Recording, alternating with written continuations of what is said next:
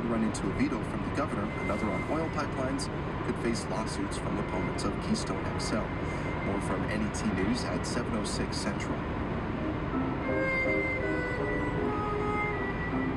In Nebraska weather, a slight chance for showers and storms in the west today with highs around 68 degrees, 60 degrees central, and 80% chance for showers.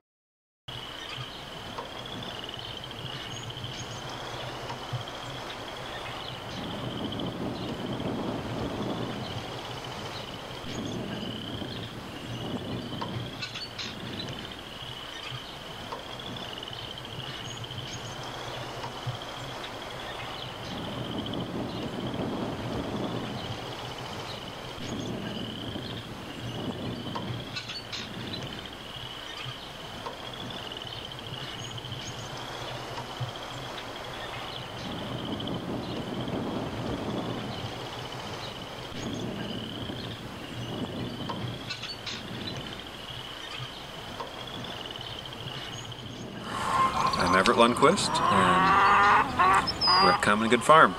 I'm Ruth Chantry, and I'm at Common Good Farm too. We have a CSA. That's the heartbeat of the farm. That's how we started, was a CSA. And that's still kind of a key piece. All the things have grown out of there as they made sense. We do plant sale in the spring with organic plants. We have about 17 head cattle, mostly for on-farm fertility. All different ages and types, from bull to cow to heifers to steers and calves. We have 450 to 600 laying hens. It depends on the time of year. And our eggs are certified organic, and those are all in pasture and movable houses. We do some wholesale to open harvest eggs year round. That's probably our biggest non-direct account. In about another week we'll get about 300 baby chicks and start raising those.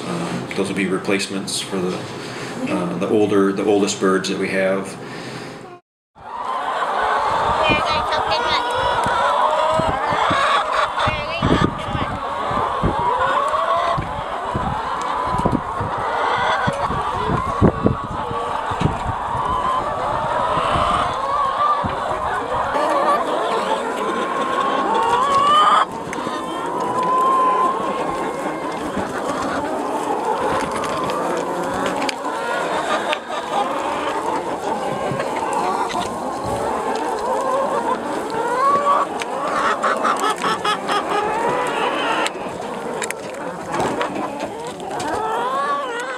We had the pigs in here last fall because they try and get them to go after the bindweed and dig up some of the grass.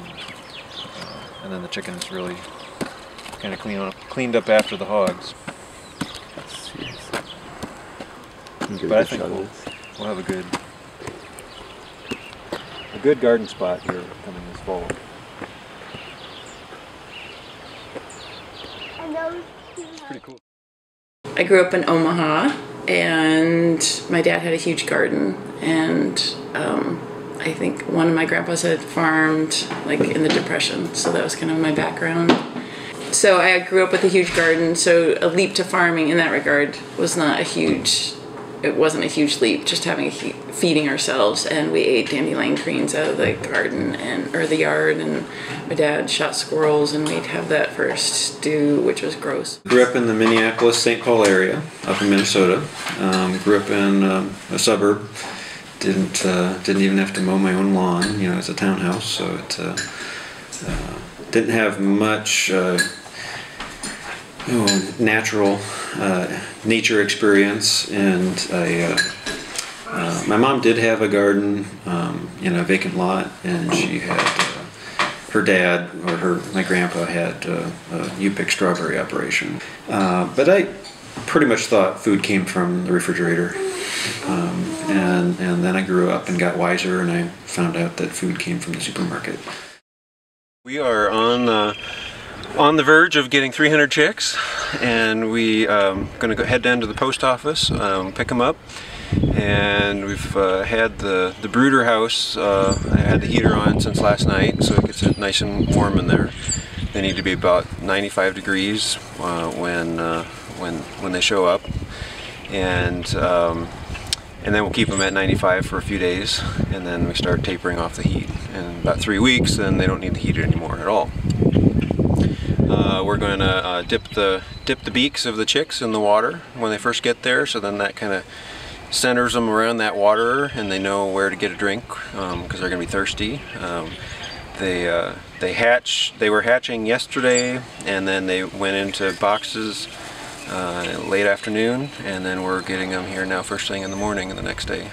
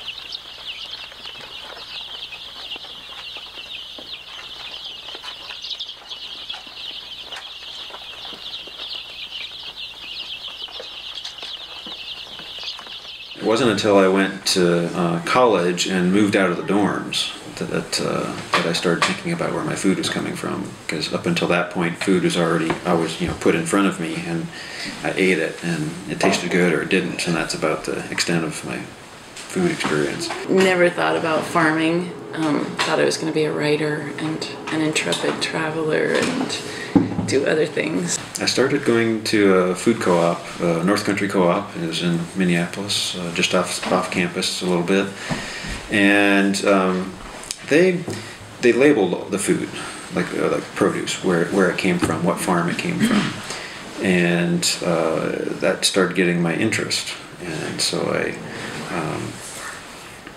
went out to a few of the farms and saw where the food was coming from, and when I first started going to school, I was going to become an airline pilot. I don't know, had a change of heart, I guess, and started coming to the University of Minnesota. And then I decided I was going to work on my own degree. Went to the University College at the University of Minnesota and just called the degree Sustainable Food and Agriculture Systems. I had already was committed to a smaller carbon footprint, even though we didn't call it that back then, I guess, so much. Didn't have a car and shopped at the co-op and stuff like that, so that stuff already interested me. And while I was doing my degree, I realized I was going to farm. At some point, I just realized that this is what I want to do. One of my projects was to compare two different farms, and I basically asked the question of each farm, what do you consider good farming? And the one farm was corn, beans, alfalfa, peas for Green Giant, which is a vegetable canner. And then the other one was a vegetable CSA farm, and they happened to be practicing biodynamics, and that was my introduction on that farm. I actually went back to that farm for a couple of years and kind of learned how to do CSA farming and how to do produce farming, and actually ran the farm for my second year. That was kind of fun, but really a steep learning curve. I usually thought about my learning curve as being kind of vertical. So full description of this bed here, we planted a rhubarb row down the middle, and there's just little nubbins of rhubarb starting to come up.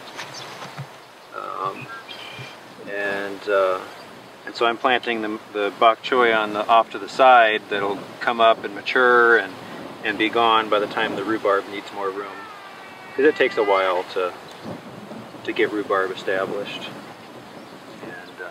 And this rhubarb came from Ruth's folks' house, and they've had it for probably 50 years, and then we've got it some, and we started our other rhubarb from those same plants.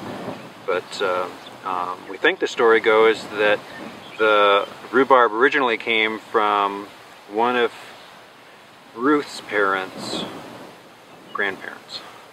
So it's been in the family for a long time. It was probably we almost have 100 years of history with this rhubarb coming here. And I remember when we first got our first plants from Bob in his garden, and he heard that we were selling rhubarb, and he just couldn't believe it that we took his backyard garden rhubarb and planted it out in the field, and then now we're making money from it. That was pretty amazing.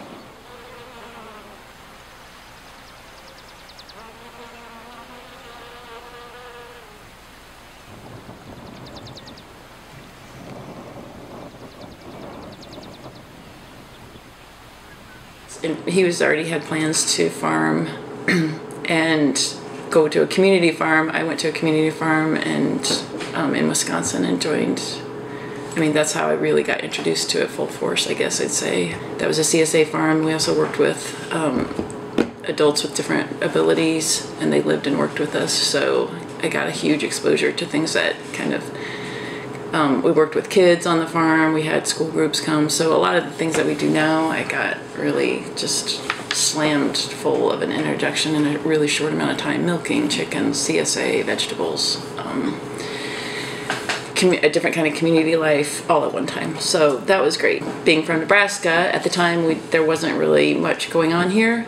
We felt like it was important to bring it back to Nebraska. There was one CSA that had come and gone, and then there was another CSA that had that was still at the time going.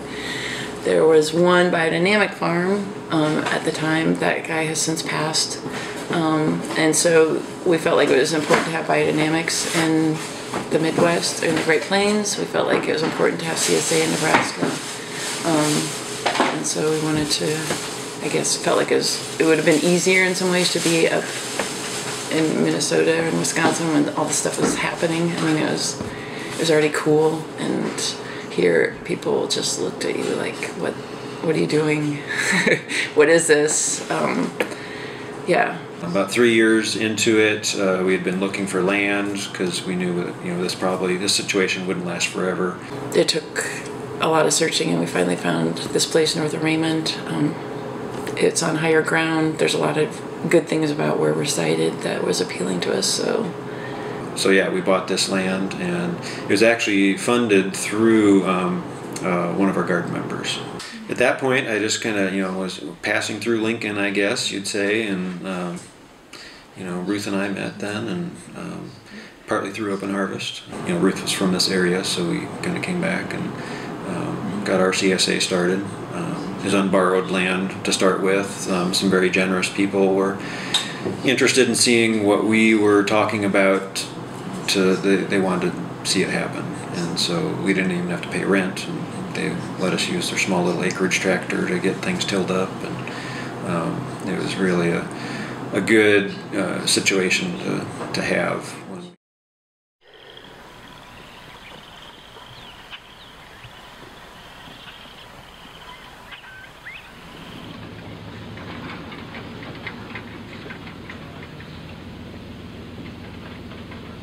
Well, we're getting pigs today. We get feeder pigs from a man up near Columbus, Nebraska.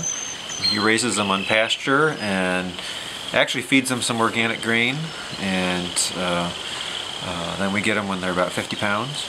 And we start them out on our cattle bedding, and we've dropped corn throughout the winter in the hay that the cows weren't eating.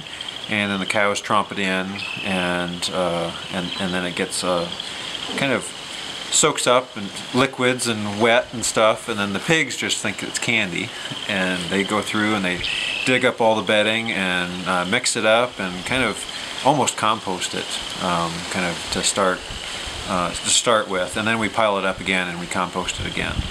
But they loosen up the bedding really well.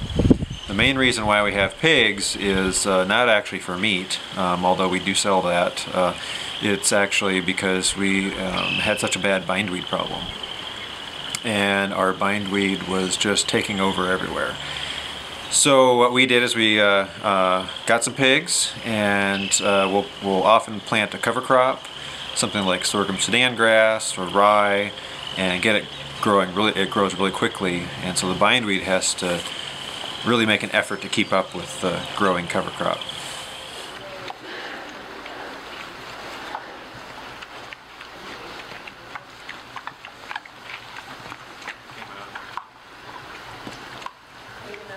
So the bindweed puts out a lot of energy doing that and uses up a lot of root reserves, and then we send the pigs in, and then they eat all the bindweed off the top, and then actually dig up the cover crop and dig up the roots of the bindweed and kind of set it back in, twice then, because it's tired from keeping up with the cover crop, and then we also send the pigs in and they eat up the roots as well. So normally what happens is bindweed, you chop it off, and then it's kind of like the hydra, where you get a new plant where the one that you cut off, and then you get 2 or 3 from the plant that you cut off, and you can never really get rid of it. So that's where the pigs come in. They actually digest the roots, and they don't come back. Like the white hot and black bread, Yeah. Okay, I'm coming around. like he's touching the white stuff. Maybe move. I just like it. I know, like of course they